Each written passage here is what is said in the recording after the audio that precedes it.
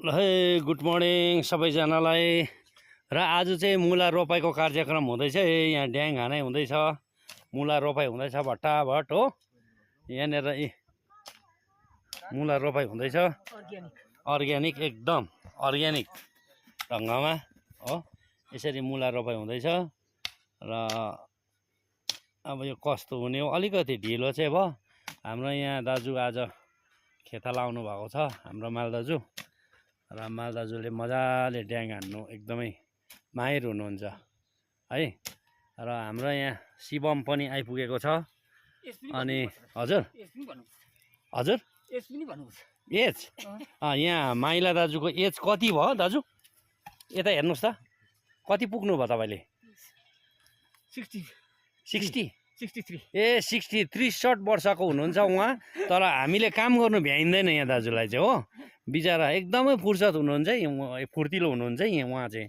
र यहाँ हाम्रो शिवम यता यार भाइ, तैँले के भन्छस् भन्दे यता, के भन्छस्? यहाँ मेरो छोरा र छोरीले पनि मजाले बारी सफा गर्दैछ। र ऋषभ भाइ यहाँ यता फर्किँद लु, के भन्दे भन्नु, दर्शक वृन्दहरूलाई केही भनिदिनु त। नमस्कार, हाई, हेलो, गुड मर्निङ। छैन लु भएन।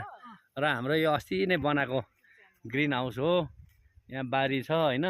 यहाँ अहिले मकै एकदमै राम्रो भएको छ। यहाँ भर्खर गोडिसकेको यो एकदमै हाम्रो अर्ग्यानिक ढङ्गमै गरेको छ। यो मकै पनि भर्खर 80 दिन मात्रै गोडिसकेको यो मकैहरू। र है यहाँ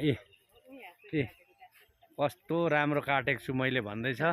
आमा छोरा डिस्कस पर्दैछ, यस्तो मिन काट्नुपर्छ भन्दैछ। र दाजु, हाम्रो दाजुले हाम्रो अब कति 63 वर्ष पुग्नु भएछ होइन।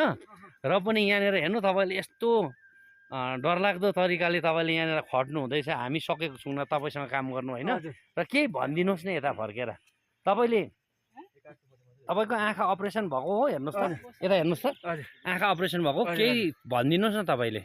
मेरो हालैमा आँखा अपरेसन भएको 3-4 महिना जस्तो भयो, र पनि मेरो आँखा राम्रै सक्सेस भयो होइन। र म अहिलेसम्म राम्रोसँगले काम गर्नु सक्दैछु। र दर्शक वृन्दहरूलाई के भन्नुहुन्छ? हाम्रो दर्शक वृन्दहरूलाई नमस्कार, हाई, हेलो, गुड मर्निङ। नमस्कार है हजुर। ल अब नमस्कार गर्नु पनि हात हिलै छ र ठिकै छ यहाँ दाजुको पनि होइन। र ठिकै छ, यस्तै चाहिँ आज यहाँनिर। अब यहाँनिर चाहिँ प्याजहरू लगाएको छ कि अलिअलि देखिँदैछ। अब यो प्याजहरू पनि खनाइ हुँदैछ आज चाहिँ। यो प्याज पुरुक पारेर यहाँनिर चाहिँ मुला रोप्ने। यो प्याज ठुलो होइन्जेल पर्खियो भने त फेरि मुलालाई ढिलो हुन्छ। यहाँ बिचमै परेको छ नि त प्याजबारी। फेरि यहाँ माथि बारको लाइनमा चाहिँ त्यहाँनिर चाहिँ मजाले अब काँक्राहरू रोप्नुपर्ने छ। काँक्राहरू बिरुवा एकदम लामो भइरहेछ सार्ने है।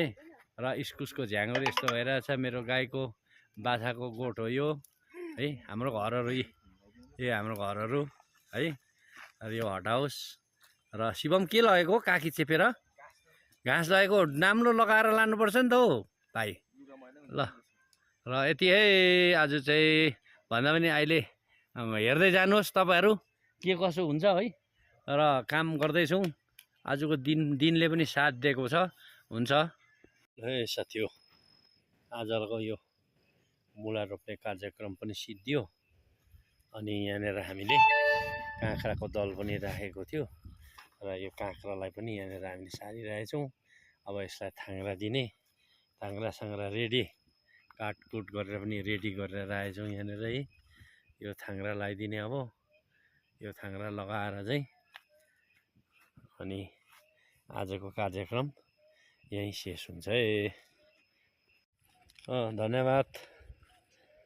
तपाईँहरूले लाइक, कमेन्ट, सेयर गरिदिनु होला यो भिडियोलाई।